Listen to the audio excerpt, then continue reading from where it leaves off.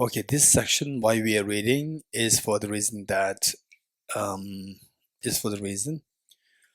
for creating a daily practice, daily meditation. Particularly emptiness is something this meditation is to gradually unravel or just scratch the self-grasping ignorance. Keep scratching it. Self-grasping ignorance is like a very deep stain left on our mind, and some stains, they are very deep. Some stains, for example, like when you cook food with the oil and then what is that? Turmeric, yes. Turmeric.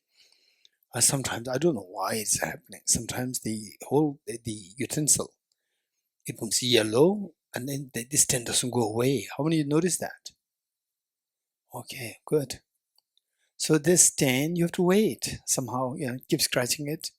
The next day again, keep scratching it, and gradually it disappears. Likewise, self-grasping ignorance and then self-centered attitude. These are the two stains within us, the presence of which unnecessarily attracts all the miseries, unnecessarily push away our joys and happiness. This is a reality. The only way is keep scratching these, scratching the self-grasping ignorance, self-centered attitude. How to scratch? Scratching, it means something the opposite of the force, opposite of the stains. What's the opposite? What is stain? Self-grasping ignorance, self-centered attitude. What's the opposite force? The wisdom of emptiness. Whether you realize it or not realize it, just study it, and whatever little that you understand from there, design and practice. For example, like we will talk about a 5-point meditation on emptiness. 5-point meditation. You don't find any book way 5-point meditation. You will not find it. This is what deliberately created it for the sake of the people like us who didn't get the opportunity to study to detail.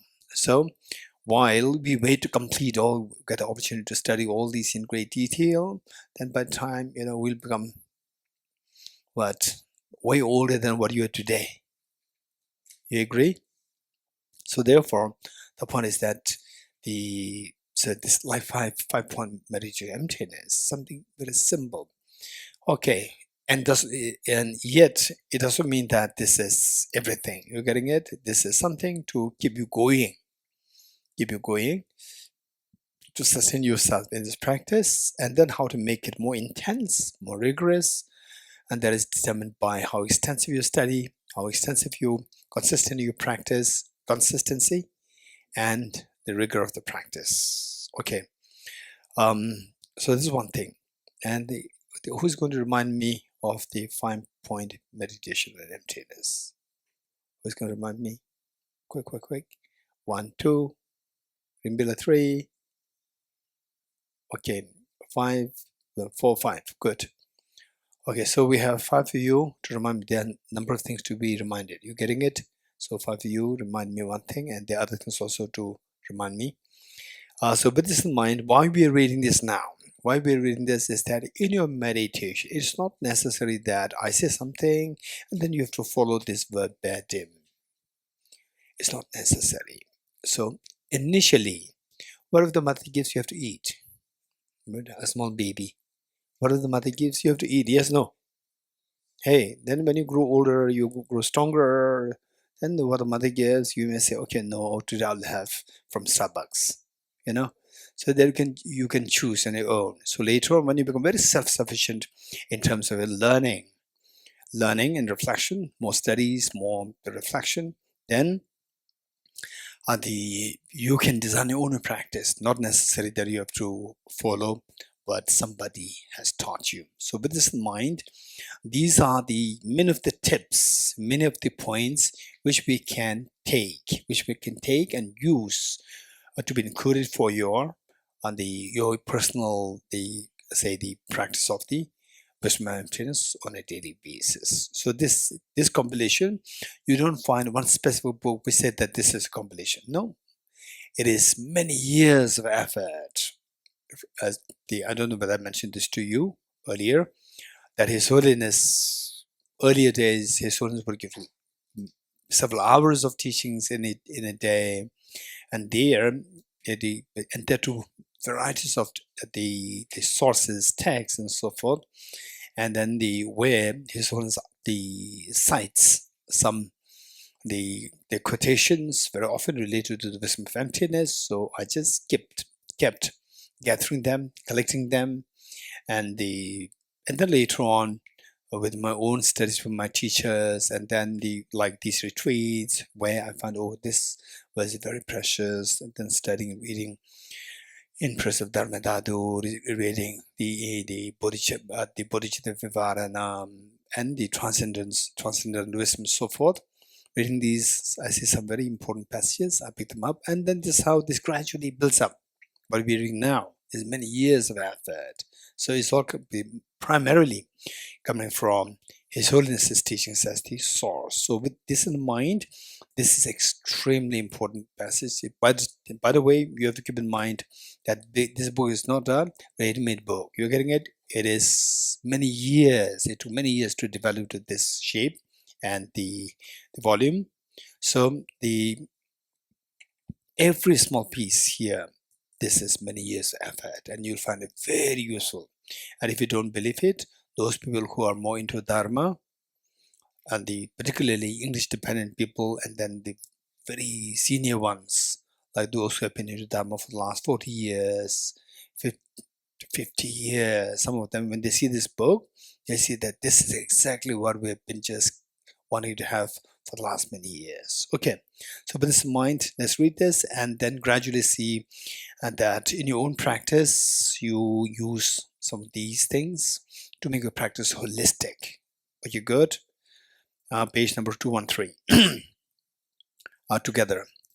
Dependent Origination and Emptiness, a compilation of excerpts from sutras and treatises for meditation on emptiness and dependent origination. Gift of Youth Ratna Sutra. Manjushri, whoever listens even with doubt in this teaching on emptiness generates much greater merit than a bodhisattva who, lacking skill in means, practices the six perfections for 100,000 eons. This being so, what need is there to say anything about a person who listens to this teaching without doubt? What need is there to say anything about a person who imparts the scripture in writing, memorizes it, and so teaches it thoroughly and extensively to others? The treasury of the One Thus Gone Sutra. Any person who, possessing all these 10 great known virtues, enters into the teaching of selflessness and has faith and conviction that all phenomena are from beginning pure of true existence, does not go to a bad rebirth. Chapter on Subduing Devil Sutra. If any bhikshu realizes that all phenomena are absolutely pacified of inherent existence, and the beginning of their defilements is devoid of self-nature, it will remove the guilt of having defilements and make unstable the defilements, thus deeming even the immeasurable negativities dysfunctional, let alone the secondary wrong done associated with ethics and rituals. Arya Deva's wanted verses on the middle way. And those with less merit will not even have a doubt in this Dhamma of ultimate reality. Should an inquiry ever arise in someone, it will shatter samsara into pieces. Acharya Dharmakirti's commentary on Vedic cognition. One is liberated through the view of emptiness. The rest of the meditations are for the sake of that. Bodhisattva Shantideva's guided Bodhisattva's way of life. All of these branches of practices were taught by the Buddha for the sake of wisdom. Therefore, those who wish to pacify suffering should generate this wisdom. Acharya Chandrakirti's entry in the middle way. Even as an ordinary being, when hearing about emptiness, if one experiences with an utter joy again and again, tears flowing from such pure joy, moisten one's eyes, and one's hair stands on end, one is the seed of the wisdom of full awakening. Upadhyaya Questa Sutra. The various delightful flowers blossom, and a sparkling supreme golden apple stands so alluring. For none of these is there creator, they are posited by the power of the thought. It is through conceptualization that the world is imputed. Okay, this reminds me of is my personal little experience when I was sitting on my personal retreat. The place was the 2th floor, and I was in the what is that? The ground floor and the 1st floor, 2 floors, and I was on the 1st floor. And down from the top down, you see there's a small garden there, very small garden. And one day, in the middle of the morning sessions, I just got on the balcony and looked down, and down there, in the garden, I saw 2 roses, freshly blossomed, and so beautiful. And the color-wise, texture-wise, shape, everything is so beautiful. And it's just like moving your mind like this. The object, you see the object, and the mind moves like this. For example, like say, when you have some musics, they can really move, let your mind flow in dance. You could feel that. So it happened, and I just went down into the garden. I just looked at it and recited this verse. Naso yiga mendo khachishin sergi kanjo barwa yongwa tenam tela chebo kamede teda tobe wangi shabai.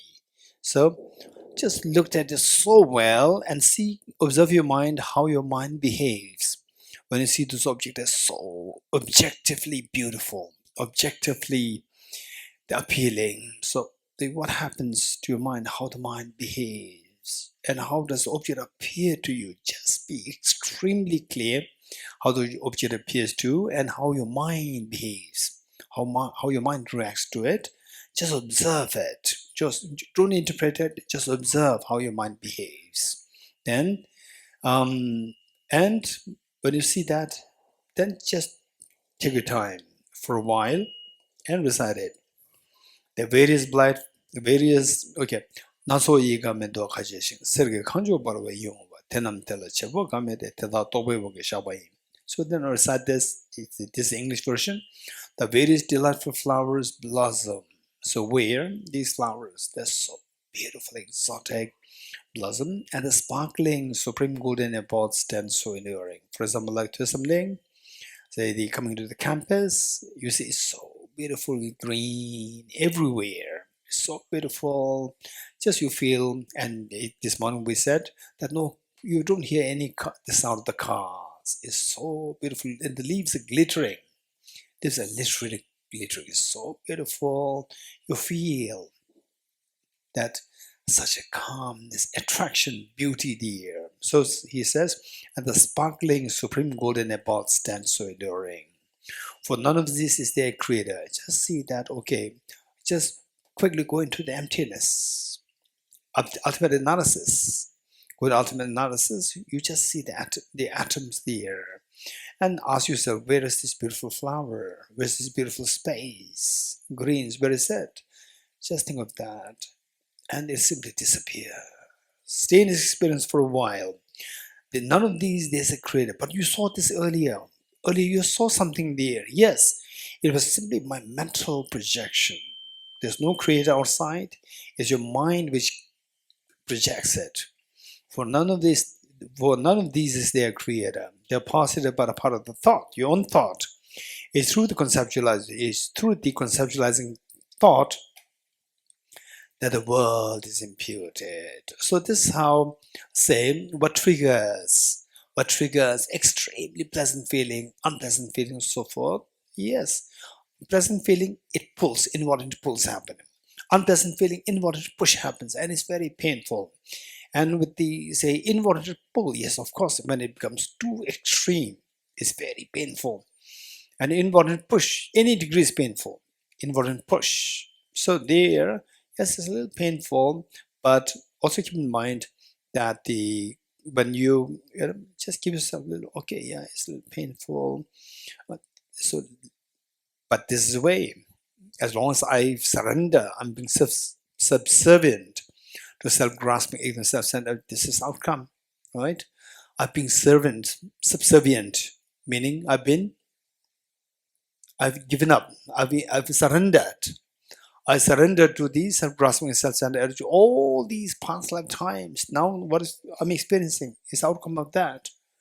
So now, why should I let it flow like this? Now I've met with this brilliant teaching of the Buddha, of the Nalanda, the emptiness of objective reality, how to wake up from the sleep of ignorance. I already met with this teaching. Why should I continue to suffer under this self-grasping, self-centered attitude? Tell yourself, and give yourself a little time. Okay, I'm little, say at the moment, I'm feeling a little painful. Okay, give yourself a little time and think of the emptiness of the self. Who's experienced the pain? And what is triggering this pain? Think of that object. See the emptiness.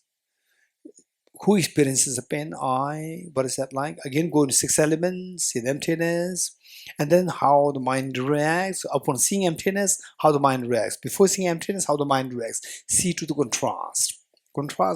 And oftentimes the contrast will be so less. Never mind. This is how we have to go. That's the finding what Buddha taught, what Arya Nagarjuna taught, what Acharya Chandrakirti taught.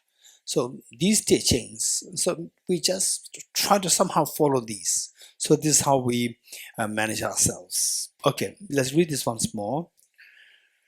Page 215, the first verse. Upali Request Sutra. The various delightful flowers blossom, and the sparkling supreme golden apples stand so alluring.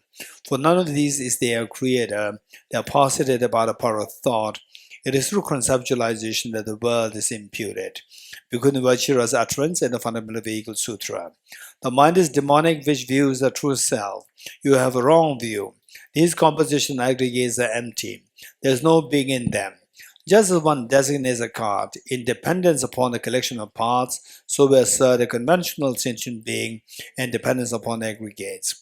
Venerable Shavara's writings, searching for reality throughout space, one finds not the periphery nor the center. All perception cease completely.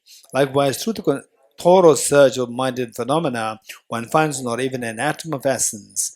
Since the searching mind is not found, not seeing anything is seeing the reality. Say in Sada's writing, by entering into emptiness but devoid of compassion, one will not find the supreme path. By meditating upon compassion alone, one will not attain liberation but remain in samsara. The one capable of grasping the unity of the two will not remain in samsara nor abide in personal nirvana. King of Concentration Sutra. Just as in the dream of a young girl, she met with a boy and saw his death. Joyous was she at the meeting, and in anguish at his death, view all phenomena as thus. Arya Nagarjuna's fundamental wisdom of the middle way. Seizing on karma's afflictions leads to nirvana. Karma's afflictions arise from conceptual thought. These arise from mental elaborations grasping true existence. Elaboration cease by or into emptiness. Neither the aggregates nor different from the aggregates. Aggregates don't depend on him, nor is he dependent on them. The Tathagata does not possess the aggregates. What is the Tathagata? That which dependent originates is posited to be empty of independent existence. That being dependently designated is the middle way. Since there is no phenomenon that is not dependent originated, therefore there is no phenomenon that is not empty. Arya Nagarjuna's precious garland. If the person is not earth, not water, not fire, not air, not space, not also consciousness, not all of them, where is the person out of those? Just as a person is not truly existent because of being an aggregation of the 6 elements, each element also is not truly existent as they aggregations of their own constituents. Dharma Sangedi Sutra. Forms appear as mass of form. Feelings resemble bubbles in water, and discriminations like a mirage. Mental formations like plaintive dream. Consciousness like the magical illusion, sought or Sudra Mitra. Arya Nagarjuna's commentary on the awakening mind. Those who understand this emptiness of phenomenon, yet also conform to the law of karma and its results, that is more amazing than amazing, that is more wondrous than wondrous. Okay, this morning I cited the quotation by Arya Nagarjuna. We said that seeing emptiness doesn't mean that nothing exists. Seeing emptiness, the real mark of having understood emptiness is by, say, seeing that your respect for the law of karma increases. If your confidence law of karma increases with understanding emptiness, these two are incompatible. These two are enriching each other. Then it's indication your understanding is a good understanding. Whereas by they say reflecting on emptiness, and if your law of karma is declining, conviction law of karma is declining, or nothing exists, whatever you do, there's no difference. Is everything empty? This is the misconception, the ignorance. So there you see the dichotomy, the contradiction in the emptiness concept and the functionality of the law of karma. So if that happens, you are falling into nihilism, but you study more and try to particularly study more, and if possible, try to meet with teachers, not necessarily like, high with the label high teacher and so forth. You meet with, say, the people who have studied more. Like for example, here there are many who are senior, venerable the Geshe is there. So you meet with them and ask about emptiness. Whatever you understood, ask. Things which you have not understood, ask. And let them speak. Listen, question. So this the clarity will gradually. It's just a gradual process. Keep doing it, and naturally your thoughts will keep increasing, becoming clearer, clearer, clearer. Believe it or not, how many you truly think that, oh, I heard emptiness for the first time coming to this retreat, right? And I'm just very the basic reasons who think like this. Okay, so when you think like this, believe it or not, if you say, and you must have, some of you may be impressed by others, some of others, wow, their knowledge is so good. How the knowledge became good? How the knowledge became so good? You're getting it? It's because of the, Ashwin, because of consistency. This is the word that he used. Consistency in the studies. You will also become one like that. And gradually, not only that you have many things to say, you also have experiential understanding, right? Then you become so confident. Okay, so finally in my life, this is it. You become very confident. So why should you have to underestimate yourself? Underestimate your potential? Why? So therefore, the thing is, be consistent with your studies, and the rigor will let it happen organically. Don't go for the rigor right from the beginning. If you go for the rigor, too much rigor right from the beginning, very soon you will leave the practice altogether, and you'll go back to square one, which is shedding tears, right? And nobody wants to shed tears. You getting it? Okay.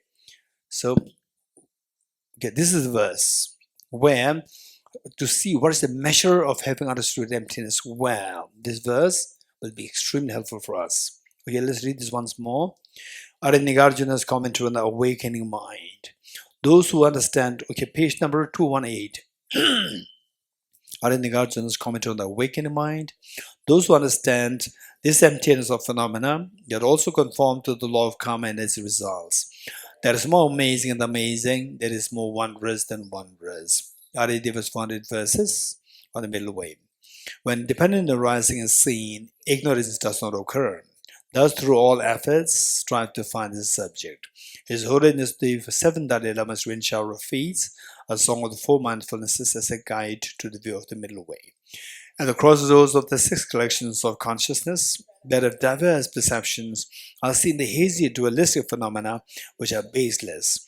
There is a magical show that is by nature. Don't believe them to be true, but view them as having the nature of emptiness. Don't let them but place it within the nature of appearance and emptiness.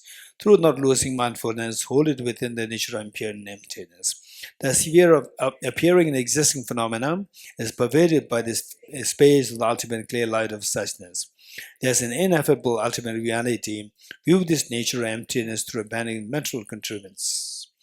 Don't let your mind go astray, but place it within the ambience of reality. Through not losing mindfulness, hold it within the ambience of reality. His Holiness, the 14th Dalai Lama's prayer for the proliferating the Dharmadhatu snows. Venerable Marpa Zawa Geshe Dorji. So here Geshe Dorji means, Geshe Dorji refers to just Milarepa, the saint who is revered to have attained Buddhahood with a single lifetime. And so on. The host of the precious Kaiku, the sources of blessings, the chain of non-excellent masters of the outstanding tradition.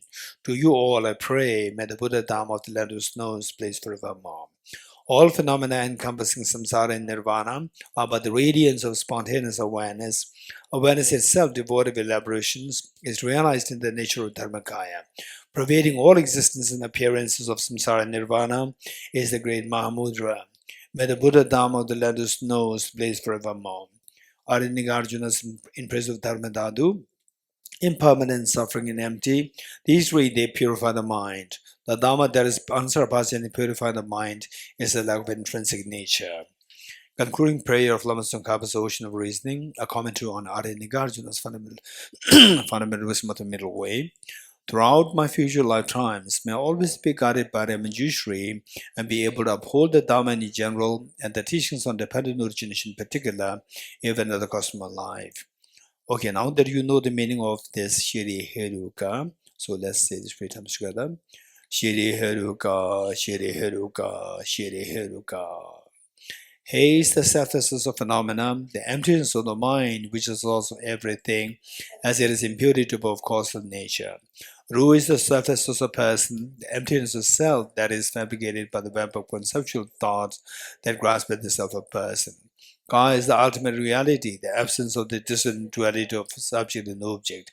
Shri is the non-dual exalted wisdom that abides in congruence with the emptiness of the object. This is the meaning of Eva.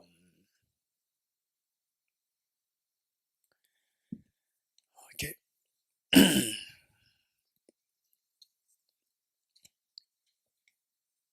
Okay, now we go back to the text. Dharmadhatu. Which page? Which verse number? Okay. Verse number 38, right? Page number 95. Verse number 38.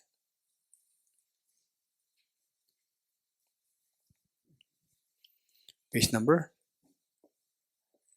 95. Verse number 38. Okay. Verse number 38. So this is, okay, look. So what is being taught here is that the, say, when does the emotions within us, they're stirred, mental disturbance happens? When? Anyone? Just give thoughts. When does it happen? Yes. Contact with objects. Okay, let's make it more solid, more concrete. Yes. Okay. Let's say that we are not philosophers, right? Let's say that we are not philosophers. No, my neighbor is very complicated. All right, like this, something which anybody can understand. Anyone? Quick. Yes, Michael. Conflict with somebody, with a neighbor, with your husband, with the wife, with the parents, with the children, and so forth. The conflict, yes, it's very painful. Okay, Lisa? Huh?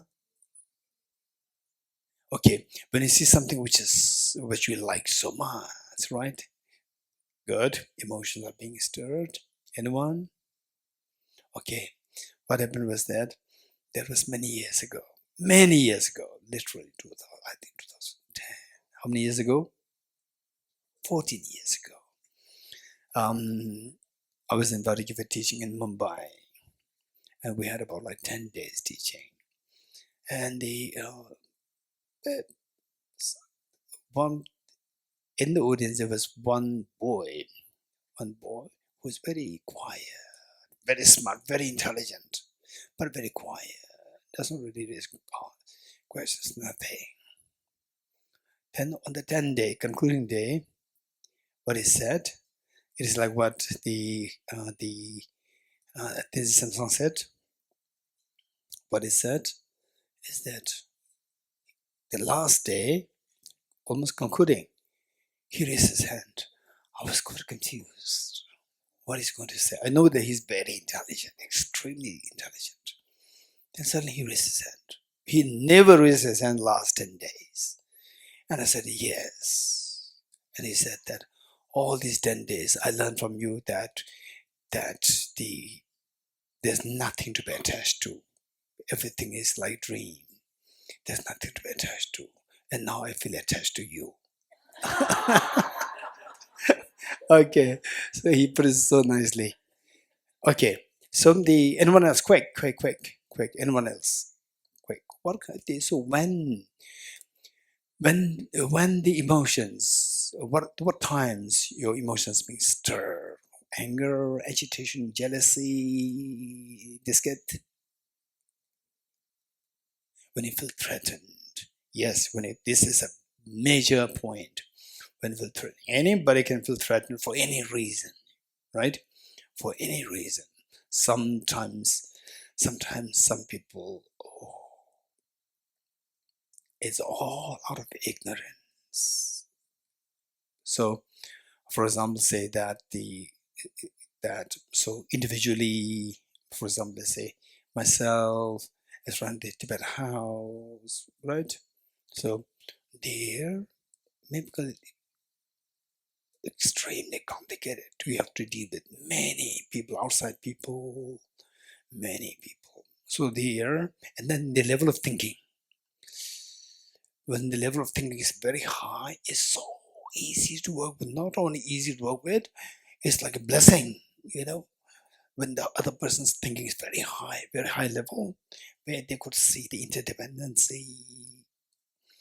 Then not only that we work together, it's a blessing for us because the person can make things so easy. Where other person's thinking is low, very complicated. Even small things we cannot really get it through. Because the person feels that this is so important. No, you cannot do that. You're not allowed. Very complicated. So feeling the threat. Anyone else? Yes. Yes. You have a plan. It's a plan for yourself or plan for the community, some good things. And somebody comes in, they comes on the way and just interrupts it. No, this is not possible. Oh, okay. So let's say that in all these situations, what you have to do is that the information has to go through your senses to your mind, and then your mind will process. Then you feel the threat. You feel that somebody's interrupting in your noble task, and so forth. So information has to first go into your mind. Yes. Okay. So this information goes through the say primarily the five senses: eyes, ears, nose, tongue, and the body. So the much of this is through the eyes and the ears, right?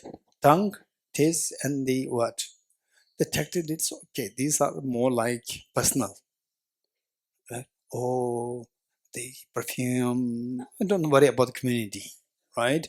What do you see? Oh, now you are threat to our program, right? And you communicate.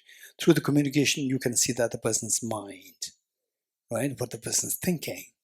So when you say that not really appreciated what you're doing, you can see it very clearly. So these senses, first information passes through your senses. So these senses, I sense consciousness. How does it work? It requires three things. It requires three conditions. All the five senses, they require three conditions to operate. For example, let's say the other person's from the body language. Through your body language, you will see the person is not in favor of what you're doing. From the body language, you will see that. You're getting, you understand it? Sometimes even without talking, how the person moves, uh, you know, they passing by you. How the person, from there you could see, oh, the person really does not appreciate or does not like me. You can see that, right? So how do you know that? Your eyes could see the body language. From this, you could see the person. You can infer the person's mind. So the eye consciousness. And then you hear somebody saying nasty thing about you or sarcastic thing about you. You hearing. So mainly it is the visual and the hearing, these two things. So with these two things, how they operate, what is the information, how do they do that? That is on the basis of, say you get information through somebody, and a person, they say you're advertising a job, and you look for good candidates, and candidate A comes, and before you met with person A, you got information from somebody. This person is so bad. This person is so bad. Be watchful. Be careful, right? So you got the information through ears, and somehow you are influenced. And the next moment, the interview the person A comes. Just person A appears. You see the person A is something so wrong. Somehow, it's your first meeting, but still you see the person is so wrong because you are already influenced by the other person's information. Right? It's not true. Your perception is very deceptive. Very deceptive. It does happen many times. So this information you get from what you heard. So what you heard, you take it very seriously. You're getting it?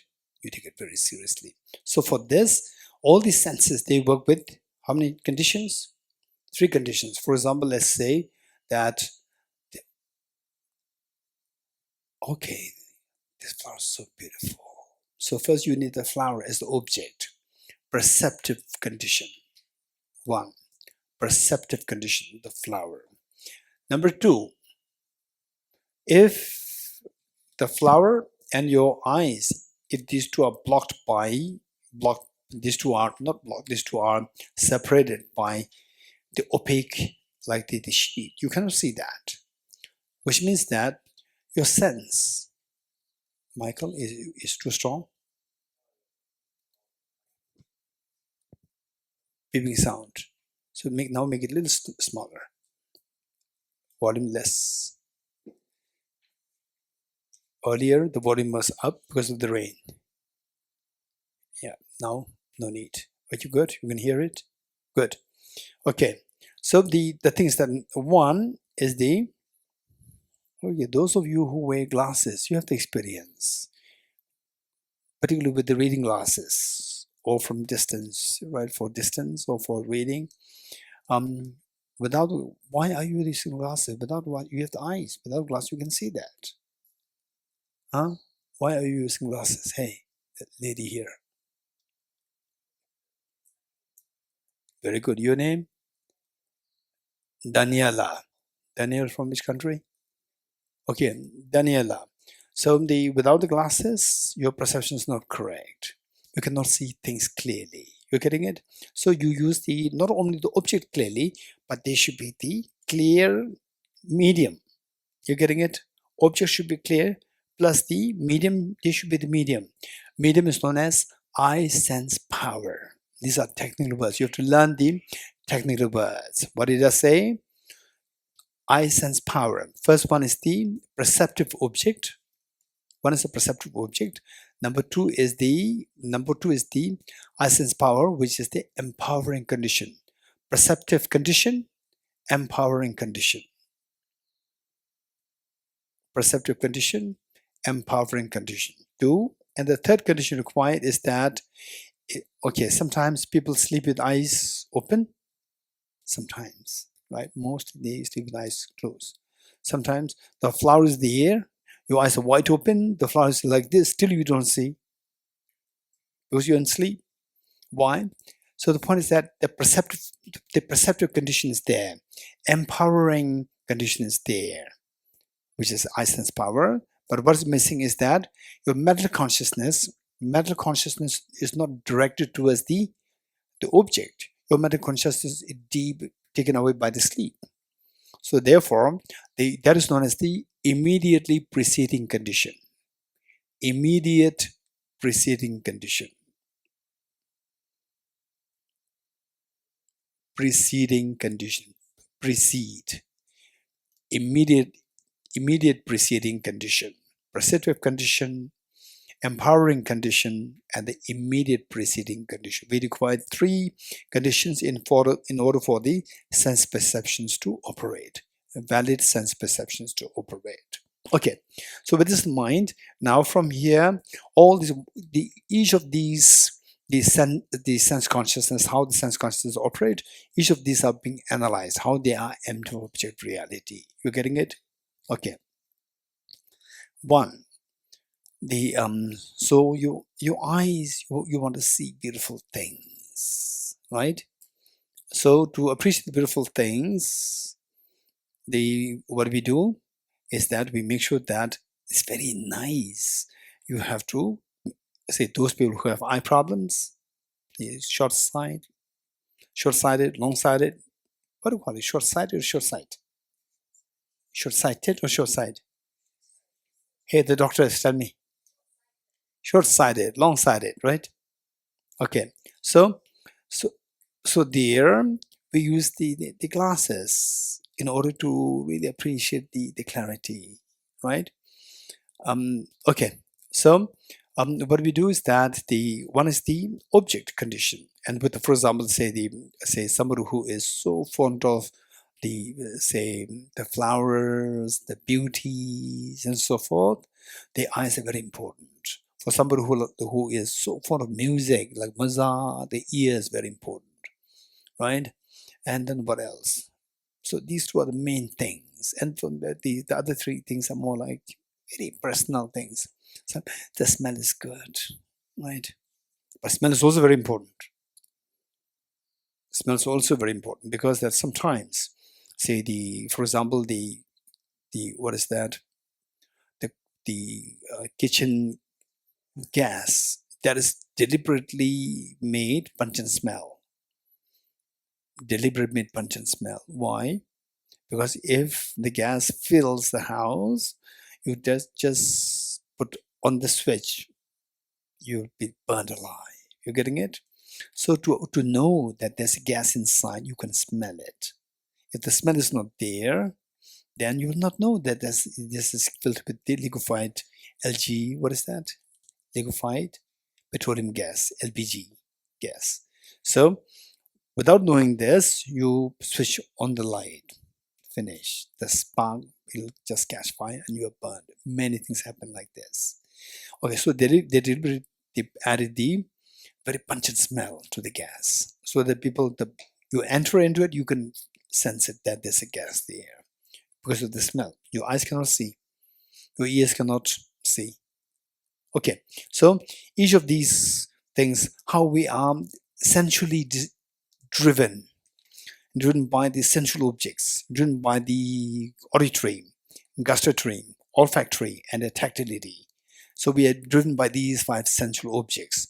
So this realm, how many realms are there in samsara? 3 realms. What are they? Desire realm, form realm, formless realm. We discussed this already. And the desire realm, why this realm is known as desire realm? This is a realm where the beings inside, the beings are driven by the sensual desires. Sensual desire is what you see, what you hear, what you smell, what you taste, what you touch. These 5. So how these 5 are to be seen as like dreams. Okay, 38. So each one of them should depend on the 3 factors. What are they? 3 conditions. What are they? Perceptive condition, empowering condition, and immediate preceding condition. 3. So in the case of let's say in the case of the sound, in the case of the ear consciousness hearing the sound, tell me what are the 3 conditions? What is the perceptive condition? The sound itself.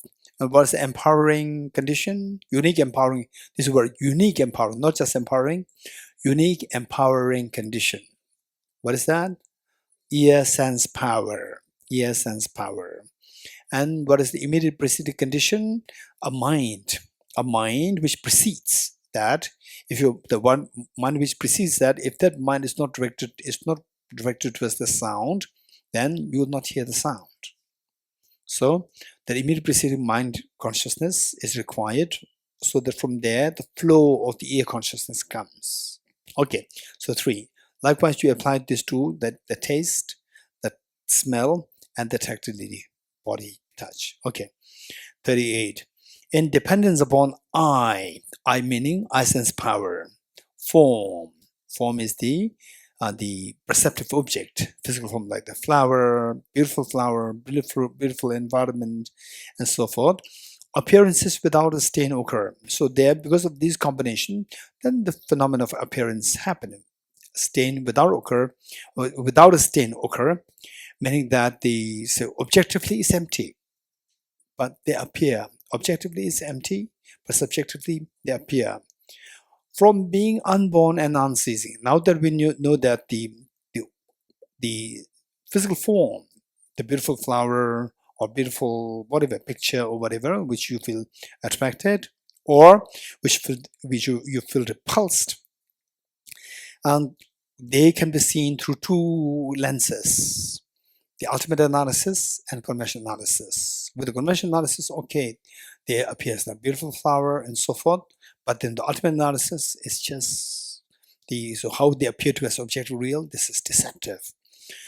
From being unborn and unceasing, meaning that on the ultimate analysis, whatever things attract you or pull you, inward and pull and push, these objects, they're unborn. Unborn meaning objectively not born, objectively not produced, no arising, and objectively no ceasing, unceasing.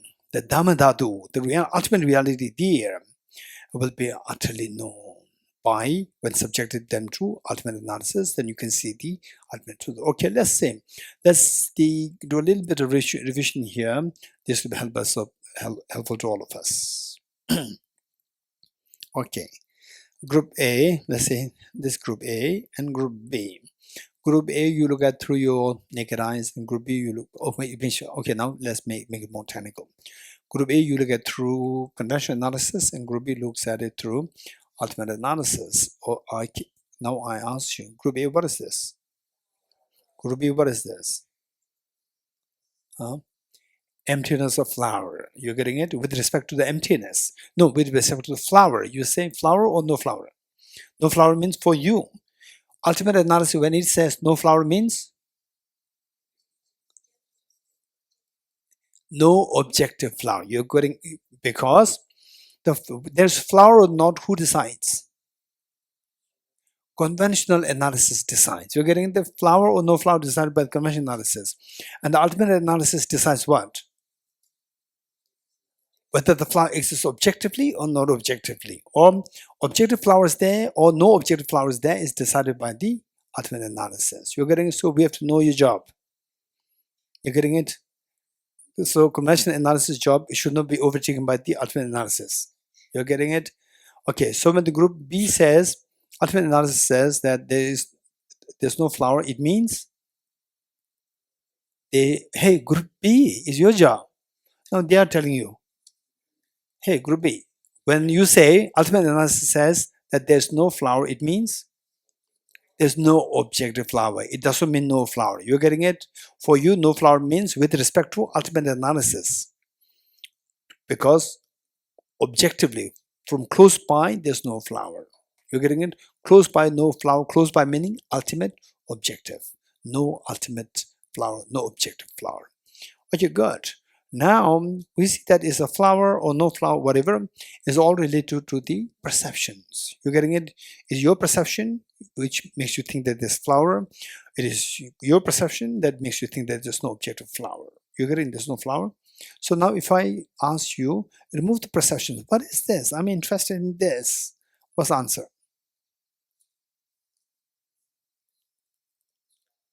No, you tell me. Don't repeat after me. You don't copy me. You, now that you have introduced emptiness to some extent, you just tell me what you feel. Think it very seriously. You're getting it? Think it very seriously. And whatever comes to your thought, no right, wrong. Don't worry. So what do you think? Remove the two perceptions. I'm interested in this. What is this object? Independent of, your perceptions. What is this?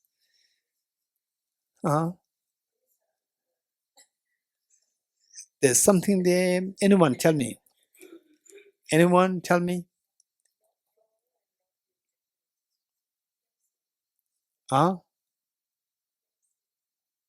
Absolute.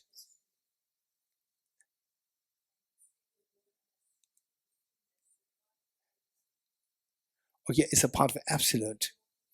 Okay. Okay. Anyone else? It is what it is. What is that? What is that? What it is? What is that? What is that? It is. Anyone? What do you think? Aichan, what do you think?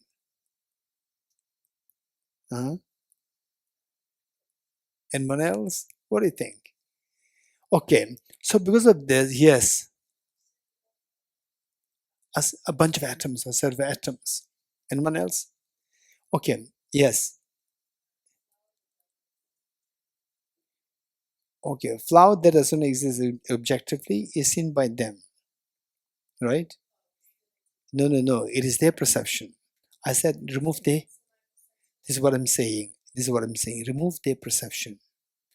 Remove their perception. The flower empty of objective existence doesn't make any sense. Anyone else? Yes. Huh? Okay, very complicated. Say it again. Not a non-form, which means a form. Double negation. Huh? Is a form. Form is simple convention analysis. Huh? Not a non-form, double negation. Double negation is positive. So emptiness absence form is seen by which analysis?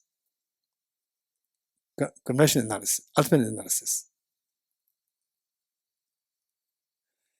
Okay, so how many feel mentally little uneasy, right? I cannot say anything, right? There's a little uneasiness there. If you really wholeheartedly feel it, just resents. If you feel something uneasy, yes, that's true. This is not an easy question. I can't really answer it. Okay, if a little uneasy, that's very precious. Why precious? Because thus far, okay, uneasiness means there's a friction happening. There's some tension is happening. Why tension? Tension between two things, two opposing the factors, two opposing forces. The first force is that we all have a chronic disease of seeing things, believing things as objectively real. This is always there. Now, when I ask, remove, they say it's because of the conventional analysis that makes you see flower. The ultimate analysis that make you see is the emptiness of flower. So remove the two perceptions. So what is it? And then what is it means what is objectively there. You're getting it? I did not use the word objectively. But when I remove the subject, I'm asking, even if I say that, what is it? I did not use the word objective. Actually, I'm pointing to objective reality. What is objective reality? You're getting it? And you have no answer because there's no objective reality. And you're trying to identify something, right? You're trying to identify something which is not true. And then you know that it's not true. And yet you feel there should be something. So there's a clash. There should be something versus to say anything, it does not really accord with that. There's uneasiness there. So there's a friction happening in your mind. This gives you a sense of little uneasiness. So if the uneasiness does happen, this is an indication that you are combating with the chronic diseases of self-grasping ignorance. It's very good combat. You're getting it? We don't have to combat, you don't have to fight with outside people. You're going to fight with your own self-centered, self-grasping ignorance. So how to fight? Do these analysis, do these reflections, meditations. Feeling of uneasiness comes, there's a fight, indication of the fight. Okay.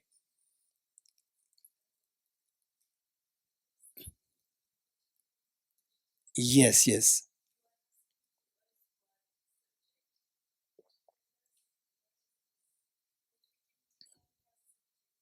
Yes.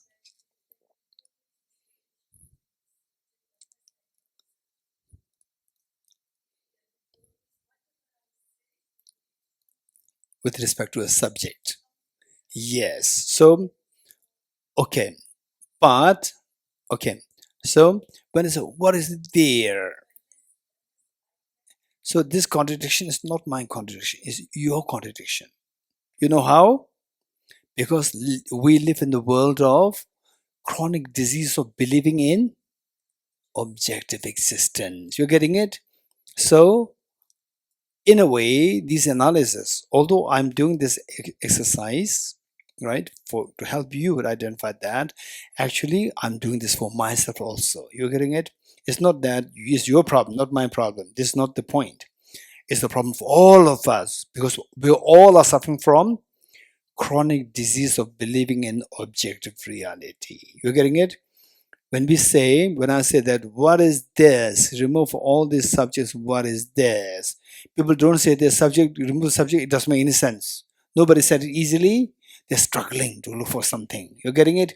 Which means that chronic disease of self-grasping ignorance says there is something there. Right? Now, when I ask you, what is that? You cannot find it. So you feel uneasiness. This uneasiness there, there's a stress there. Okay, good. Yes.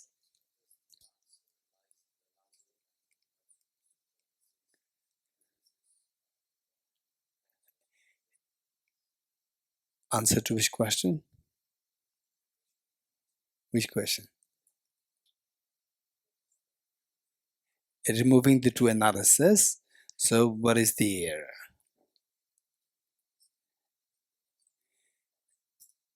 Okay, so remove the two analysis. What is there? Which means you are looking for the objective reality independent of the subject. Does anything exist independent of the subject? Nothing. So everything, as you said, that what group A sees as empty, the flower doesn't exist. It makes sense only as a flower with respect to conventional analysis. What makes sense as flower to conventional analysis with sense as emptiness of flower only with respect to the ultimate analysis. Independent of these two, what is this? We cannot describe anything.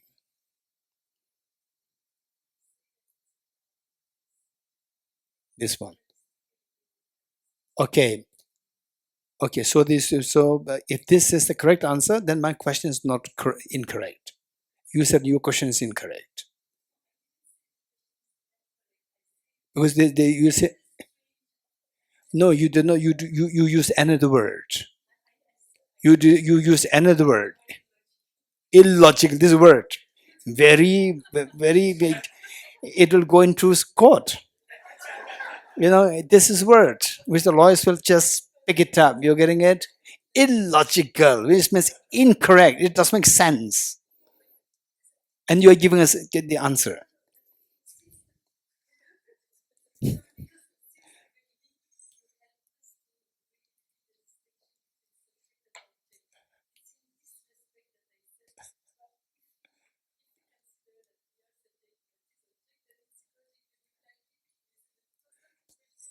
No, don't think that I'm offended. Don't feel yourself offended also. I'm just joking. So what I'm saying is that okay, so the point is that, okay, so the point is that we should get some feeling from the object. Okay, just think of that again. Let's think of this again. Okay, it's a bunch of atoms, you agree? You go closer, it's just bunch of, there's no flower there. And from distance, again, there's a beautiful flower coming from the object. Where's this flower coming? Where's this coming from? From the mind. Hey, say something. Say something. Ivanka. Ivanka? No. From the subject. It's coming from the mind, it's coming from the subject. Right? Okay, just how many of you agree with two of them? That what you say flower is actually coming from the subject, resents from the mind. Okay, sort of from the mind, resents. With full mind or sort of, but now from the object I cannot see any flower, but there's a flower coming. So it's from the mind. Let's say it's safer to say from the mind. Resents? Okay, if there's a case, now let me just, okay, you go into the atomic level of the flower. And wholeheartedly feel that you don't see the flower. Wholeheartedly feel that. And you ask yourself, where is this flower? It's not there. Feel that, feel that, feel that. And now imagine that you come to distance, meaning that you switch from the ultimate analysis to the conventional analysis. Again, the flower appears. Now, earlier, the flower's not there. Now the flower comes. The flower it just appears. It's not from the object. It appears. It appears where? To the subject. It's just the subject of appearance. Feel that. Okay. When you feel that, and then go towards the object, the flower disappears. Yes. Then we can't really imagine that the instant reaction or what the psychophysical changes can happen, like goosebumps and so forth, right? It will come a little later, not instantly. So this is what we need to do. Okay, with this mind, which verse? Yes.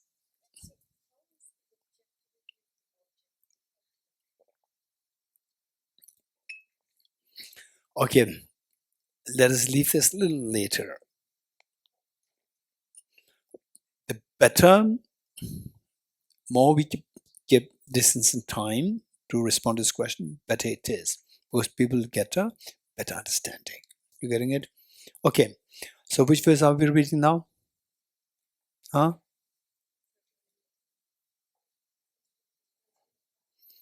Now we are all saturated, right?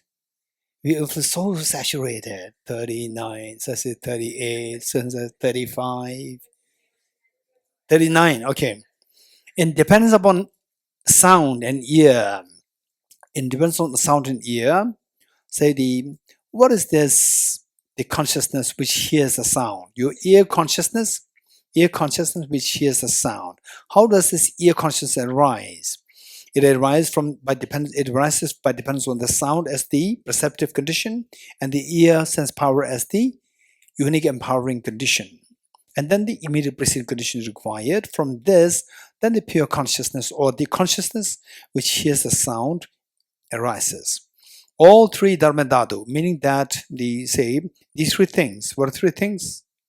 Perceptive condition, which is the sound, and the unique empowering condition, which is the ear sense power, and the immediate preceding condition, which is the immediate preceding mind. These three conditions on the ultimate analysis, with respect to ultimate analysis, we see that they are nothing of the nature of the emptiness. All three Dharmadhatus, without science, meaning without any need to say that, oh, this is sound, this is ear sense power. These distinctions exist where? These distinctions exist where? On the conventional level, or with respect to the conventional analysis. On the ultimate analysis, these distinctions are void. So without signs.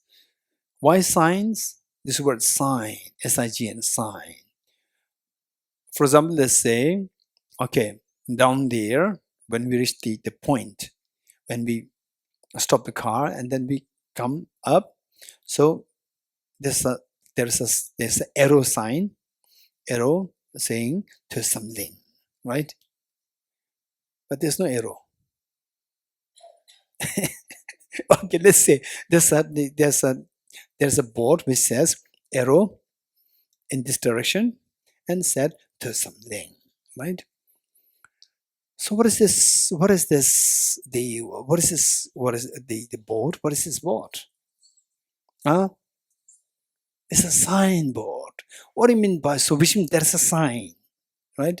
What do you mean by sign? Quick. Varma. It's a label.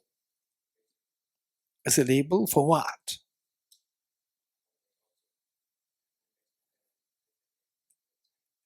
Okay, so Varma is a pure philosopher. Anybody else, why this is a sign? Why this board is a signboard? Anyone? Quick. Yes, Baji. Point somewhere, sign, indicator. You're getting it? Sign means indicator. So this says that this object says, I am not your sense power. I'm the flower. You're getting it? I'm not cheesecake. I'm a flower. So there are some indications there which makes you identify that it's not a cheesecake. right? So this is also a sign to say that I'm not a chocolate. You're getting it? Sign to say that this is a flower, right? And the tenderness and so forth with this, don't crush on it. If you crush on it, you'll damage me. You'll not appreciate me. So there are signs there. These are all the signs. Signs doesn't necessarily mean how the very what in the conventional world you put the very gross signs. So these are all signs. We distinguish things. There are things which made us say, oh, this is a pillar, this is not a wall. This is a light, this is not a fan. This is a fan, this is not a light. So there's a distinction you're making. How do you see the distinction? Because the object, from the object that you see distinctions. So there are the signs there. Okay.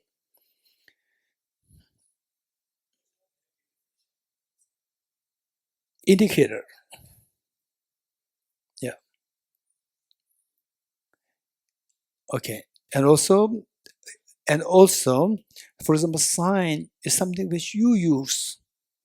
You always use signs, sign language, right? Sign language, sign. You always use that. So, at times, what Shamba asks, what's the definition? Instead of that, for example, like what is ultimate truth? Then we cannot ask ordinary people on the street to define what is ultimate truth, right? But sign, we can ask ordinary people. Use the word sign. What is meant by sign? Then they'll tell you something. So likewise, each one of us, we can also do the same work. So the words which we use in our own life, in our own daily life, these we try to define in your own ways. You getting it? But this is very important. Don't be lazy, right? Don't always ask somebody which you use. You have to know that. You have to understand it. So this is how we grow in your thinking. Sometimes it's not that easy. So because it's not easy, you will think. When you think, your mind grows. Okay. 39. In dependence upon sound and ear, pure consciousness comes forth. All three Dharmadhatus, meaning all these three things. What are the three things? The perceptive object, which is sound, and the unique empowering condition, which is the ear sense power, and then the immediate preceding consciousness. These three things, when subject to ultimate analysis, we see the three dhatus, dharmadhatus, without signs. Linked with thought. So these dhatus, with the thought, conventional thought, then the phenomena of hearing, heard, phenomena of hearing the sound. It comes. This will be heard. Okay. Objectively, there's nothing to be heard. Subjectively, you hear something. Okay. Number 40, act of smelling, independence upon nose and smell. Again, the nose power, sense power, and the smell is the object. Is an example of the lack of form. When you say it is dependent, these three things are dependent. When you say that these three are dependent, there's no independent reality. Lack of form meaning lack of objective form. Likewise, it is the nose consciousness that Dharmadhatu is given thought to. So likewise, same. Objectively, there's nothing there as a sound. There's nothing there as a consciousness hearing the sound. But by dependence on each other, then the phenomena on the conventional analysis, in the eyes of the conventional analysis, then the thought of the hearing the sound, this happens. Next is the taste. The taste, what is that? Gustatory. Huh? The 41. Huh? Yes, taste. That's the gustatory. Gustatory, the taste. The nature of the tongue is emptiness. The tongue itself. Tongue is nothing. Tongue meaning not just the solid tongue that we see. That is okay. We have to know, say for example, with your eyes. Eyeball, eye sense power, and eye sense consciousness. These three are different. What did I say? Eyeball, eye sense power, eye sense consciousness. These three are different. Likewise, ear sense power, ear sense consciousness, they are different. Tongue, the tongue tongue sense power and the tongue sense consciousness, they are different. Then the body and the body sense power and the body sense consciousness, they are different. Okay, let's say the ear. Let's say I meaning the eyeball. Eyeball, I sense power, I sense consciousness. I sense consciousness is mind. It's a mind, consciousness is a mind. And the eye and eyeball and I sense power, what's the difference? Anyone? Eyeball and I said, yes, but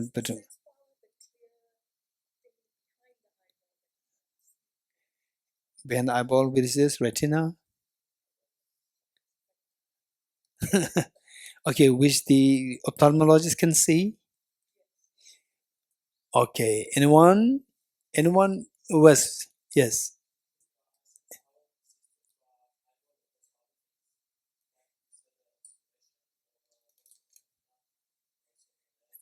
Okay, anyone else? Yes.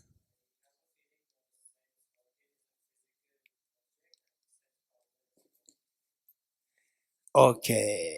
Anyone else? I'm expecting an answer from NMC1, NMC2, I'm not too sure. NMC1, and this 1, 2, 3. From these group, I'm expecting an answer. Anyone else? We cannot guess. It should be a proper answer. Anyone? Okay. Let me share with you. Eye sense organ. Eye sense organ is the eyeball. The eyeball is eye sense organ. You getting it? It's not eye sense power. Eye sense power is something which is a physical form. Which is a physical form. Eye sense power. Eye sense organ is a very gross physical form which we can easily see. Eye sense power is extremely subtle physical form which we cannot see. It's still a physical form, but we cannot see that. You getting it? So, eyeball or eye sense organ is the container. For example, like this mug is the container of the water inside. So the water and the mug, these were different. Yes, I Cheng, these were different. Which one? Water and the container of the mug. These two are different. Likewise, a container is the mug is the container and the water is the content. These two are different. Likewise, eye organ, eye sense, what is that? Eyeball, we call it eyeball, is the eye sense organ. Eye sense organ is the container. What is content inside, that is eye sense power. You're getting it? When the container is damaged, then the content cannot stay there. When your eye sense organ is damaged, when the eyeball is damaged, then eye sense power cannot stay there. You're getting it? So eye sense power is the content, and eye sense organ is the container. Very good.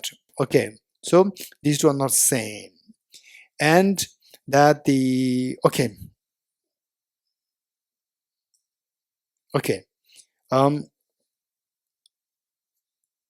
41.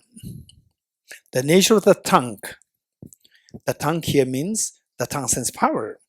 The nature of tongue sense power, again, subject to ultimate analysis, we see that it is empty. And the element of taste. Taste is the object, a perceptive condition. Also, when subject to ultimate analysis is empty, is void. Being of the Dharmadhatu's nature. Being of the Dharmadhatu's nature. So, the more we see the emptiness nature of the sound, smell, taste, touch, emptiness nature of this, that, myself, you, house, and so forth, the more we practice this, then what happens is that the self-grasping ignorance is challenged more. You're getting it? The more we self-grasping ignorance is challenged, iceberg on which all the miseries are stacked, that iceberg starts to melt. You're getting it? So this is a benefit. This is why Arya Nagarjuna, we are extremely fortunate that we are reading this text. Because of this, we get. So how many of you have think about emptiness of, this emptiness, this bunch of atoms like this for the last, say, okay, let's say, Varma, how if I may ask you your age? 40, very young. Okay, the last 40 years, how many years you have been thinking about this all empty object reality? Huh? Only 1 year. Last 39 years, objective real, objective real, objective real, dream, wake up, sleep, every time, 24/7, objective real, objective real, objective real. Now the last 1 year, 24 hours every day you think empty objective real? No. Majority is again objective real, objective real, objective real. So this is where these meeting with this text is so precious. We're getting the opportunity to get the remedies to challenge our chronic disease. You're getting it? This is why the in a way advice is that we have to think more. So from different aspects, we have to think of the emptiness. Okay. 41. The nature of the tongue is emptiness. The element is taste is element of taste. Object is the taste, like cheesecake. The taste, even that is also is void, empty of objective reality. And then what is really there? What is really there is known as the emptiness of objectivity. Emptiness of objectivity is the objectivity of the object. You remember this? Emptiness of objectivity, that is objectivity. When you say the second part, objectivity, emptiness of objectivity is the objectivity. You use the word the objective twice. The second part of the objectivity, that's the Dharmadhatu here. Dharmadhatu being discussed here, that is the Dharmadhatu. So, the being of the Dharmadhatu's nature, these three are the Dharmadhatu's nature and consciousness devoid of abiding. So from these three, then the consciousness, in the conventional analysis, then the consciousness, the feeling, the taste will arise, but that also being devoid of object reality. 42. Okay, next is the tactility, the tactile sensation. For example, okay, it is cool, now it's pleasant. In the daytime it's warm, in the winter it's very cold, in the summer it's very hot. So it's the tactility. And what? Some of the clothes are very smooth, some clothes are very rough, right? And some are heavy, some are light. All these are the tactility. 42. Now is the tactility. From the nature of the body pure. The body pure is the body sense power. Body sense power, which feels, in fact, this is very interesting. So how many of you really felt the wonder of these five senses? Wow, I can see things. It's amazing. I can hear the sound. It's amazing. How many felt it? Or you take for granted? This kid? Huh? Take for granted? No, it's wonder, amazing. Huh? Sometimes. Like when? When you're in good mood. Right? Okay. Right? How many you take for granted? So what is the amazing? Mug is there. Flower is there. Look, this flower is like this now. Right? What is there? What is the amazing? Right? Right? Most of us, we feel like this. What is amazing? You say amazing, amazing all the time. What is amazing? Right? Okay.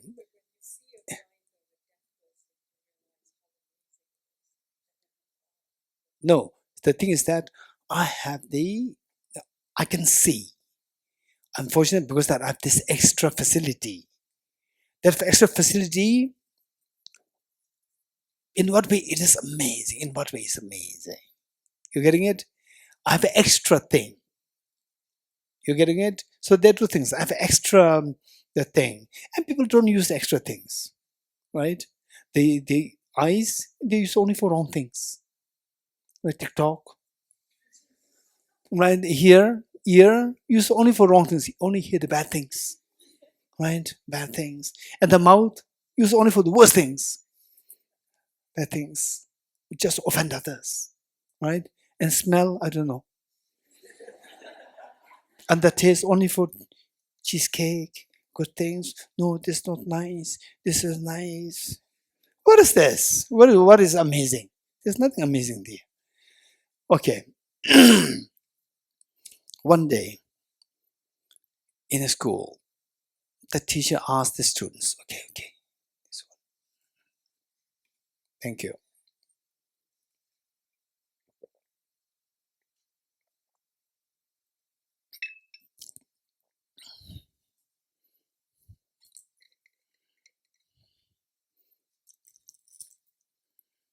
You have to train Ivanka. You have to train her. Okay. One day, the school teacher asked the students, all the little children, age 4, 5, 6, just see, right? They are little children and we are like small children. These small children, they are older than us.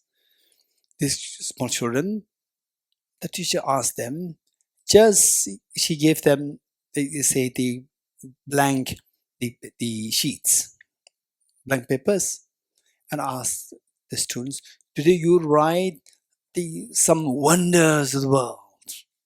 Whatever it comes to your mind, the wonders of the world. Then some of the students, they wrote what? Leaning Tower of Pisa. And then what else? What else? The Sphinx, Taj Mahal, what else? Pyramids, and so forth. There were many things they wrote, right? And then one girl, her paper was blank. And the teacher was going to inspect all the students. And she saw that the one girl, she did not write anything. And the teacher said that, well, you don't know anything which is wonder of the world. And the student was, the little girl was still thinking. And then when the class was over, all the rest of the students, they left. And this girl, and the teacher went to the girl and said, she felt really, sympathetic. So I'll help you. You tell me if you don't know how to write, I'll help you write. Tell me, what can you think? And she said that there are so many wonders in the world. I could not write which. There are so many, right? And the teacher was amazed. Like what? Just give me one example. Say, I can touch this cloth. This is amazing. I can touch. This is amazing. It's so smooth and so rough. And I can see things. Amazing. And I could feel the breeze. This is amazing. There are so many wonders. Wow, it's amazing. So because in the Buddhist psychology, the concept of the sense power is so important. And this girl truly understood it without being taught. You're getting it? The sense powers. So sense power, the eye sense power is not the eye organ. Eye organ is a container. Eye sense power is contained there. Okay. 42. No. Yes, 42. From the nature of the body pure, which is the body sense power, characteristics of the tangible conditions, which is the object, like smooth, rough, cold, hot, weight, and so forth. Tangible objects, tangible conditions, which mean the object. And the body pure, that is the sense power, the body sense power. What is free from such conditions, say independent of the factors, then what is left there is the Dharmadhatu. What is free from such conditions is referred to as the Dharmadhatu. Okay, now from this, we are done with the 5 senses, 5 sense objects, 5 sense consciousness. What is left now? Mental. So what's the difference from the sense consciousness and the mental consciousness? There are so many differences. You just tell me something. Okay, say the sense consciousness can see only the tangible things, whereas the mental consciousness can apprehend the tangible as well as non-tangible things. Anyone else? There are many differences. Anyone else? Mental consciousness and sense consciousness. Yes. Okay, mental consciousness can discriminate. Okay, this is good, this is not good, this is right, this is not right, and so forth. Sense consciousness cannot discriminate. It's just very passive information. The picker. It picks up the information passively and it doesn't make distinction. It passes information to the mental consciousness. Very good. Anyone else? Yes. Okay, sense consciousness, switches off and on, you can do it, right? But mental consciousness, you can never switch it off. It just flows continuously. Very good. Anyone else? Yeah. Feeling is with both sense and, for example, the breeze, cold breeze. Okay, at the moment from this air, from this fan, I could feel the breeze. Very pleasant breeze, very pleasant feeling. That is sense, the sensory feeling, and it is passed to the mental, both. Yes. Okay, so yes, intention is brought by both, because intention is a mental factor which accompanies all primary minds, sensory, mental, both. Okay, now very quick. How many you can remember your childhood presents? How many remember childhood? So which sense consciousness does this memory? Only mental consciousness, the past. Your sense consciousness cannot see the past. Future, your sense consciousness cannot see the future. You're getting it? Your sense consciousness is always immediate, not the past and the future. The long past and long future, they're all perceived by your mental consciousness. You're getting it? So now there's one. And also there's abstract phenomena. Abstract phenomena like emptiness and so forth.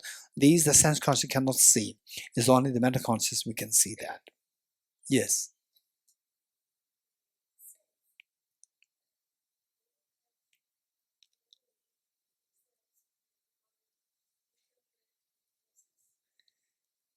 Exactly.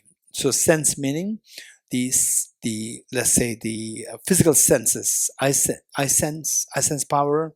No cells. Cells, of course, cells are purely physical. They don't. Okay, but the I wouldn't go to the extent. Don't go to the extent of stepping in the shoes of the neuroscientists.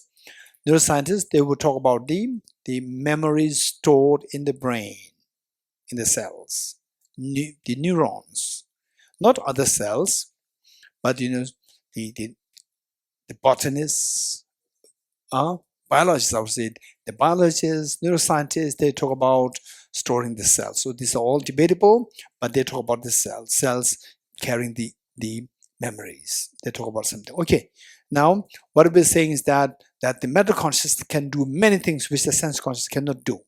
You're getting it? Don't forget it. So now is the mental consciousness. 43.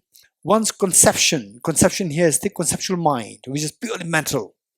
Conception and its analysis. So the mind, the conceptual mind, which analyzes. So this analysis is all done by the purely mental consciousness.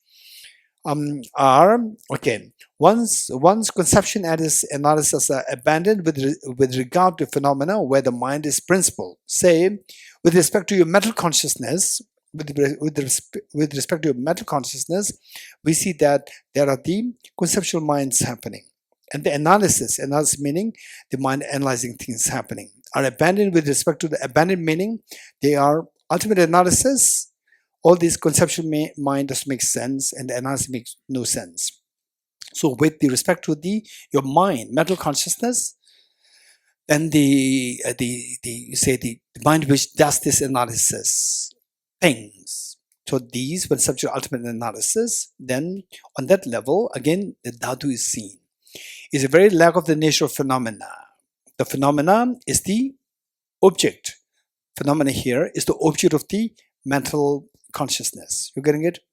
Phenomena. Phenomena other than the sense objects. Because sense objects already discussed.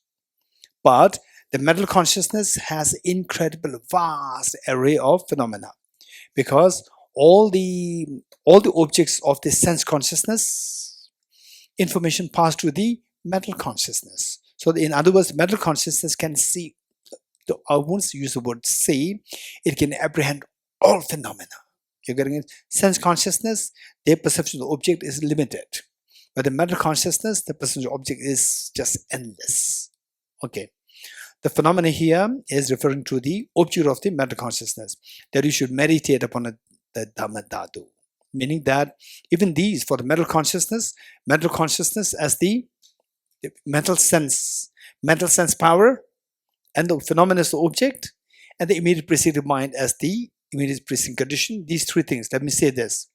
So just we apply to the sense consciousness for the mental.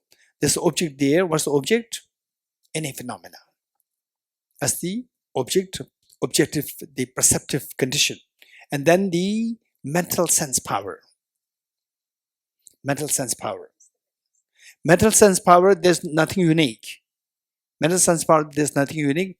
It's just that your mental consciousness, your mental the preceding. So in this case, for the mental consciousness, immediately preceding mental consciousness, immediately preceding consciousness, and the mental sense power, they are the same. They're not different for the mental consciousness. For the sense consciousness, it should be different. You're getting it? Okay. So for the mental consciousness, also the object, the sense power, and the consciousness arising out of that. So all these three, they are, when such an ultimate analysis, they are seen of the Dharmadhatu nature. 44. What you see, okay, now is more like okay. Another way of summary is like the world in which we live. The world in which we live. The universe in which we live. So we can say how we view the universe in which we live, we view them as objectively real. You agree? Okay. We view them as object real. What do you mean by the universe? It's just innumerable, infinite things are there. How can you talk of all these things? So the Buddha taught everything is of what is the third seal? Everything is of the nature of emptiness and selflessness. You're getting it? Everything is the nature of emptiness and selflessness. So everything in the universe, yes. So everything is innumerable number. How can we identify them? So there's the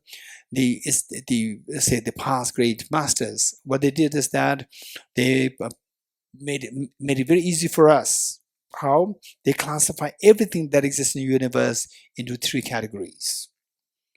Objects. For example, for this, the flower is the object, your sense power, and then the the consciousness which sees the object. 3. Likewise, with the object, any object you can think of in this universe can be classified into 6 groups. Anything that exists in the universe, you can classify into 6 groups, whether the ego-sensory square, quantum physics, neuroscience, whatever you can think of.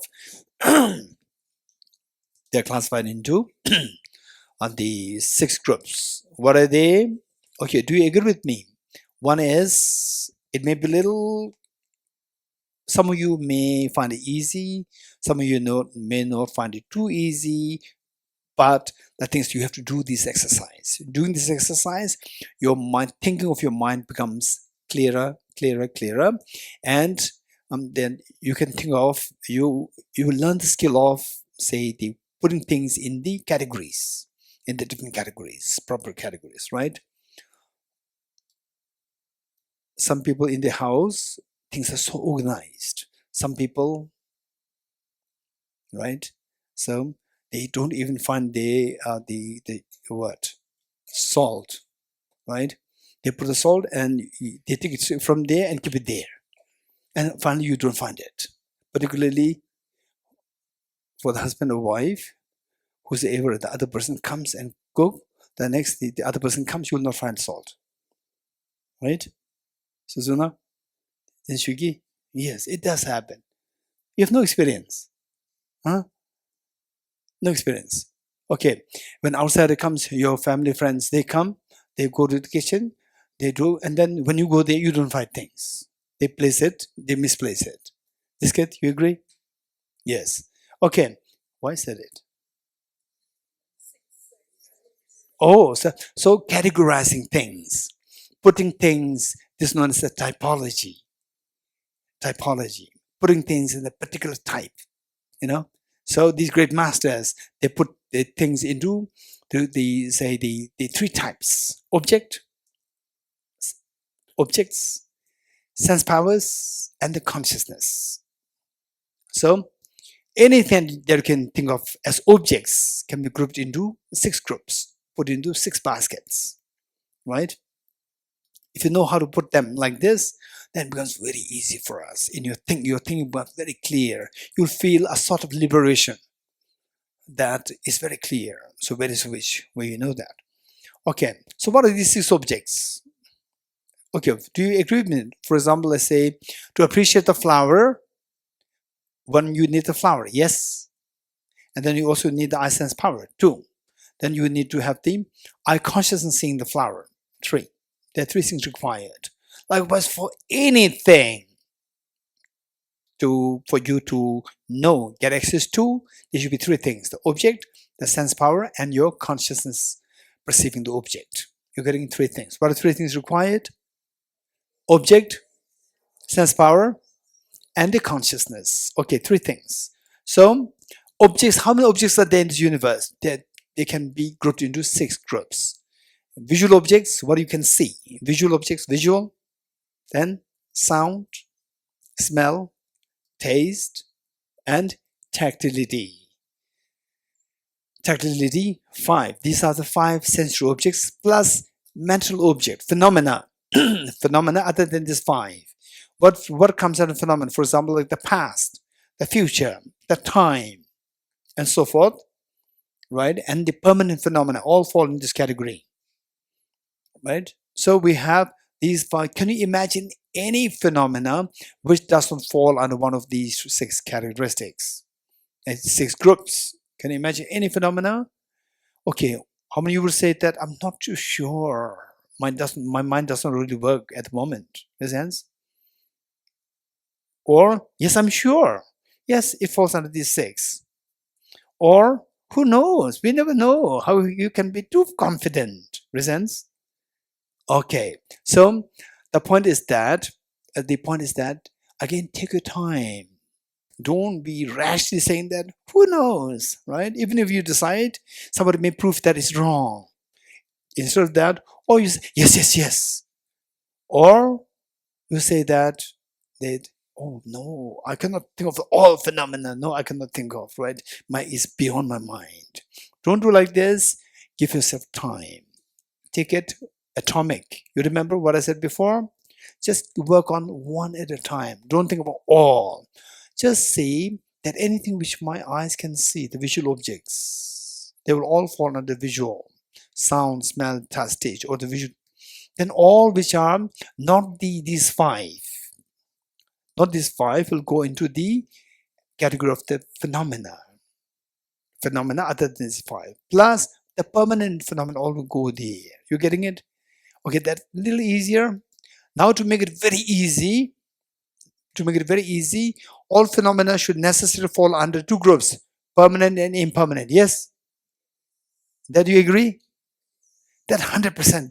That's I agree with you, right? I'll never say the who knows. I will not say this. Reasons? Okay, permanent and impermanent. Permanent phenomena all fall under the category of the phenomena. So that done. Now it becomes very easy. Only impermanent phenomena. Impermanent phenomena, we see that there are 3 categories: form, mental, and the non-associated compositions, right? Okay, form, mental, and non-associated composition factors, 3. What is form? So with the impermanent phenomena, we see that one is the classical, the form. Form meaning is the sense objects. This form is very broad. It's not just a visual form. It's sense objects. All the sense objects, sound, taste, touch, smell, everything fall in this category, the form. And then, so all these fall in this category. And then the mental, mind, all fall under the mental. Then what is number 3? Non-associated composite phenomena. Impermanent phenomena, which is not one of these 2.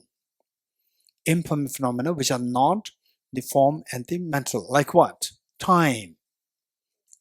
Like person. Like the person, time. Non-composite space falls under the non-composite, permanent phenomena. Okay, Philip? Okay. So we see that that with the impermanent, there are only three groups. What are they? Form, mental, and non-associated composition factors. Non-associated composition factor meaning is very simple. Any impermanent phenomena which is not the physical form and the mental. Anything which is impermanent, you fall into this basket. You're getting it? Okay. How many baskets there in the kitchen? Little. How many baskets are there to dump the garbage? 3? Okay, 3. So what are they? So impermanent phenomena, there are 3 categories. There are 3 baskets there for the garbage. What are the 3 for? You explained it once here. What are they? The first one? For one is for the cow. Number 2 is for the compose. Eggshells. Okay, so the plastic goes where?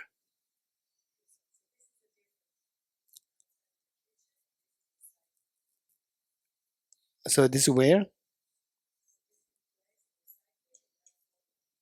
Okay, what are they?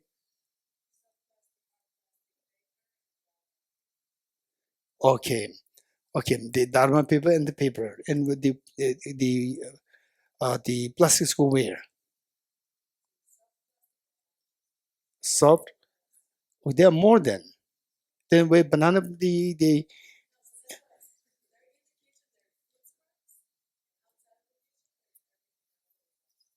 So look, in past Indian matters, there's amazing, all the innumerable things they classified in only 3 groups, impermanent phenomena. So here Thosamling, there's so many divisions, right? Even for the prescribes, there are so many divisions, right? Wow, the great masters are so kind. They make these things very easy for us. You're getting it? Okay. So at the airport, in fact, I get confused. The blue and green, which goes where? I don't understand it. Right? I don't understand it. I look at the pictures. So these pictures, they are made for people like me, right? I look at the pictures, and some of the things they're not in the picture at all. I don't know what to do, right? And then I copy other people what they do. Then the blue, I do when the blue. Okay. Okay, so let's finish this, meaning the 3 verses. Then we stop here. Okay, the 6 objects. You're getting it? 6 objects. Then these 6 objects should be seen by 6 subjects, 6 consciousnesses. You're getting it? And then in order for what connects the 2 things, objects and the subjects, the sense powers connect. You're getting it? Let me say it again. Aichan, you got it? 6 objects. Objects should be seen by the subjects. And for the subjects to see the objects, there should be the 6 mediums through which the objects are being seen. Right? So 6 objects, and these mediums are known as 6 senses. 6 senses.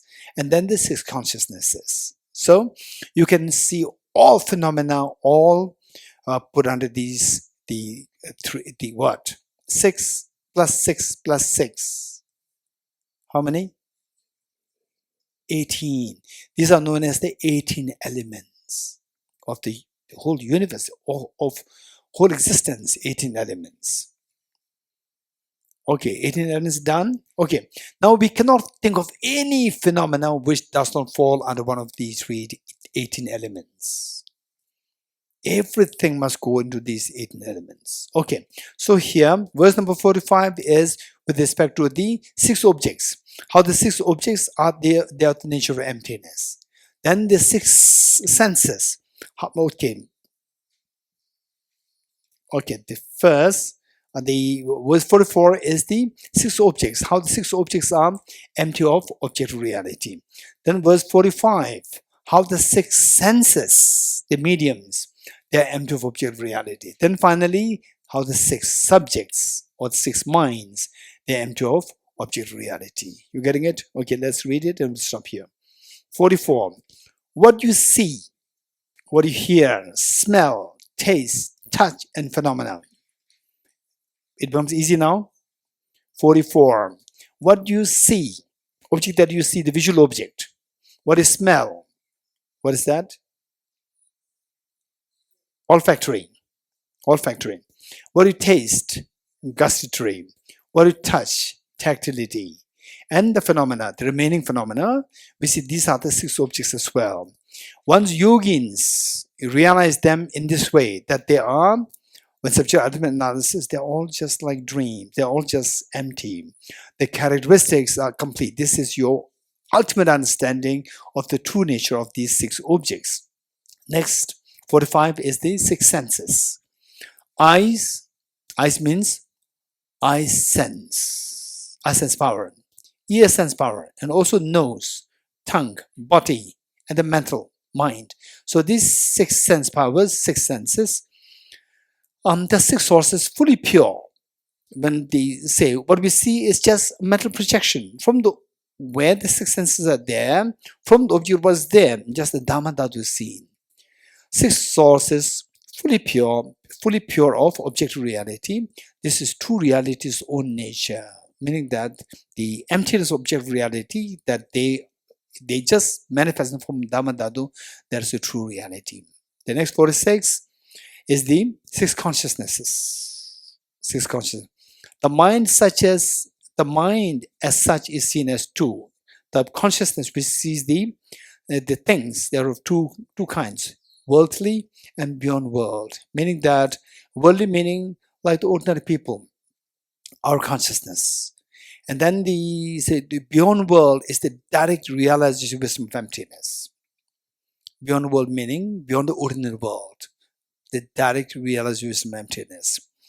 Clinging to a self, it is samsara. Seeing one's own nature is the true reality. So now, the mind, what it does is it interacts with the object. You agree? Okay, we talk about the subject, objects, 6 senses, and the 6 consciousnesses. So 6 consciousness, what is their job? Their job is to get access to the 6 objects.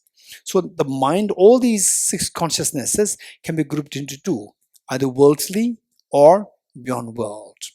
Beyond world means uncontaminated. So these 2, the worldly sees things as blue, white, beautiful, not beautiful, and so forth. But the non-worldly or the beyond world, uncontaminated mind sees things as, what is that uncontaminated mind? The mind which sees the emptiness of objective existence. The mind which sees, and not just see, mind which directly sees the emptiness of objective reality. So there, what it sees is the Dharmadhatu. And the rest of the mind, they see the other side of the Dharmadhatu, which means things as a blue, white house. Is like the dreaming mind. Dreaming mind sees the dreams, right? Dream mind projects the dream and sees the dreams. So which are all created by own mind. It's not really there. So what is really there is seen by, okay, let me tell you. This is very important. Let me check. Say, when we fall asleep, oh, this is going to be a little, I know, it's a little heavy. Already half an hour past. Right? I know you're very tired. Okay, let's say that you fall asleep and dream. And then you create a dream ghost. Dream ghost. So you see the dream ghost. What is there as a dream ghost? The dreaming mind sees what? A dream ghost. And in the same place, when you wake up, what do you see? Where the dream goes, you earlier saw it as dream ghost. What do you see? Absence of dream ghost. You're getting it? Which is the reality? Absence of dream ghost is the reality, or the dream ghost is the reality? Absence of the dream ghost is the reality. You're getting it? So absence of the dream ghost, which is the reality? That is the Dharmadhatu. You're getting it? That is seen by the mind which has woken up. So the beyond worldly is the mind which sees the reality. Right? Okay, I know that your brain is working so slow. Right? Okay, let's read it and we'll stop here. 46. Mind as such is seen as 2, worldly and beyond world. Worldly sees things as the elaborations, flower, non-flower, house, non-house, and so forth. And then the beyond world sees things as empty of objective reality in its ultimate nature. Then clinging to the self, meaning that clinging to things as this is flower, this cheesecake, this is that, and so forth, clinging to this objective real, that is samsara. You're getting, so here, clinging to it as self. Self means objective self, objective reality, that is samsara. So if somebody were to ask you, what is samsara? The world is samsara. This is very naive understanding. Real samsara is clinging to things as objective real. That is samsara. So here Arya Nagarjuna taught it. Seeing one's own nature. What's the nature? Empty of objective reality. That is the true reality of that object. That is the liberation. Okay, we stop here.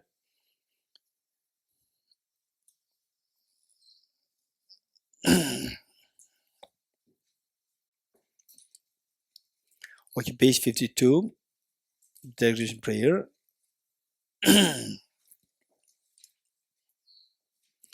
I dedicate the marriage thus gathered to trust the realization that is in the prayers of Buddhas and the Bodhisattvas of the three times, and to the upholding of the doctrine of scripture and insight. May I in all lives, through the force of this merit, never separate from the four wheels of the Mahayana vehicle, and accomplish all the stages of the path, renunciation, bodhicitta, perfect in the two stages. From my two collections, vast space that I've amassed, from working with effort at this practice for a great length of time, may I become the chief leading Buddha for all those whose minds is blinded by ignorance. Yata Om Gate Gate Paragate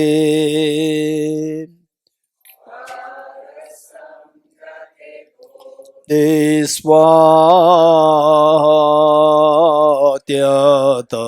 Om Gate Gate Paragate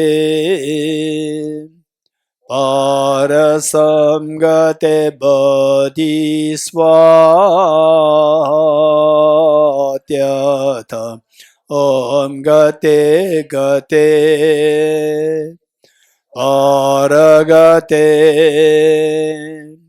Parasamgate Bodhiswaha.